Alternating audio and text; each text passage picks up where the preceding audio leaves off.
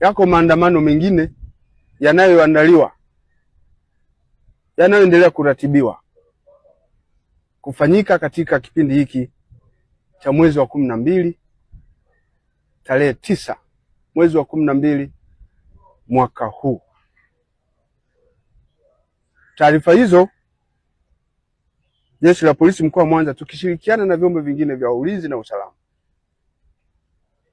tumezichukulia kwa uzito mkubwa sana, hatujazipuuza hata kidogo. Tumeendelea kuzifanyia kazi kwa utulivu mkubwa, huku tukiendelea kuwabaini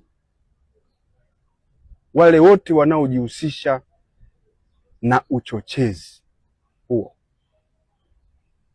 ambapo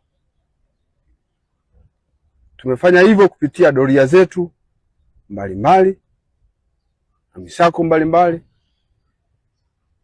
na hivyo tumefikia ukamataji wa watuhumiwa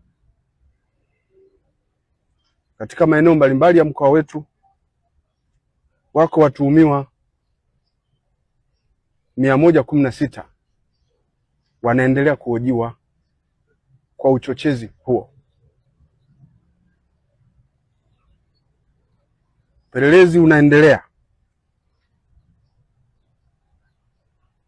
Utakapokuwa umekamilika,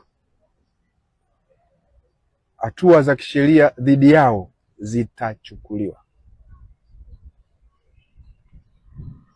Jeshi la Polisi katika mkoa wa Mwanza linawaomba wananchi kuendelea kutoa taarifa dhidi ya watu hao ambao wamelenga kuendeleza vitendo vya uvunjifu wa amani,